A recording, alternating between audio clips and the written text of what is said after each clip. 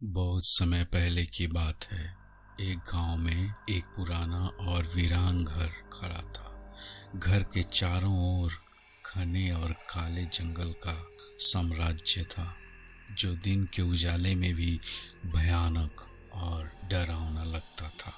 गांव वाले उस घर के पास जाने से अक्सर डरते थे और उसे भूतिया हवेली कहकर बुलाते थे। एक रात गांव में एक नया आदमी आया जिसका नाम आकाश था।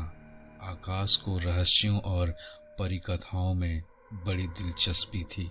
जब उसने भूतिया हवेली की कहानी सुनी तो उसने यह निर्णय लिया कि वह हवेली के रहस्यों को उजागर करेगा और गांव वालों ने उसे चेतावनी दी, समझाया, लेकिन आकाश ने किसी की परवाह नहीं की। जैसे ही रात गहराई, आकाश हवेली की ओर बढ़ा। हवेली का दरवाजा धक्का देते ही खटखटाते हुए खुल गया और एक अजीब सी गंध बाहर आई। आकाश ने अंदर कदम रखा और देखा कि पूरा घर धूल से भरा हुआ था। उसकी आंखों को अंधेरे में देखने की आदत पड़ चुकी थी, लेकिन वह हर कमरे में एक अजीब आहट महसूस कर रहा था। आकाश ने जब सबसे बड़े कमरे में कदम रखा तो उसने देखा कि वहां एक पुराना दर्पण था। दर्पण पर धूल की एक मोटी परत चढ़ी हुई थी।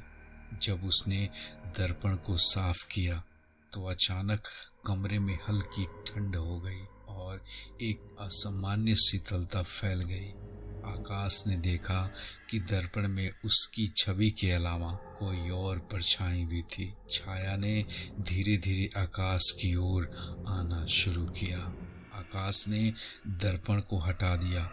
जब आकाश ने दर्पण को हटाया तो देखा कि दीवार पर एक पुरानी तस्वीर लटकी हुई थी, जिसमें एक खूबसूरत महिला का चित्र था।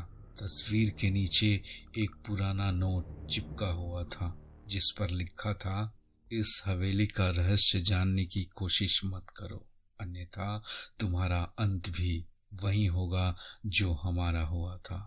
आकाश ने नोट को नजरअंदाज किया और हवेली के दूसरे हिस्से में जाने लगा। जैसे ही वो नीचे की ओर बढ़ा, उसके कदमों की आवाजें बढ़ती गईं। अचानक वह एक काले धुंधले कमरे में पहुंचा। कमरे के बीच में एक पुराना बिस्तर था और उसके चारों ओर खून के धब्बे पड़े हुए थे। आकाश ने देखा बिस्तर के पास एक पुरानी डायरी भी थी। डायरी में लिखा था कि हवेली के मालिक ने अपनी पत्नी को धोखा दिया था और जब पत्नी को इसका पता चला तो उसने आत्महत्या कर ली। उसकी आत्मा अब इस हवेली में भटक रही है और जो भी हवेली में आता है उसकी आत्मा को भी अपने साथ ले जाती है। आकाश ने डायरी पढ़ते पढ़ते ये महसूस किया कि अब वो इस कमरे में अकेला नहीं है। हवेली में वो छाया उसके चारों ओर घेर रही थी। वह डर के मारे बाहर निकलने की कोशिश करने लगा, लेकिन दरवाजा बंद हो चुका था। हवेली की दीवारों से आहें और चीख निकलने लगी। आकाश की हालत बिगड़ती जा रही थी और उसने महसूस किया कि हवेली की आत्मा उसे निगल रही है। अंततः हवेली ने उसे अपने अंदर समा लिया और उसकी चीखें हवेली के काले जंगल में खो गईं। गांव वालों ने जब सुबह देखा कि हवेली से कोई बाहर नहीं आया तो समझ लिया कि आकाश भी हवेली के रहस्यों का शिकार हो गया है। हवेली अब भी वीरान है। उसके चारों ओर का जंगल अब तो और भी डरावना और काला बना हुआ है।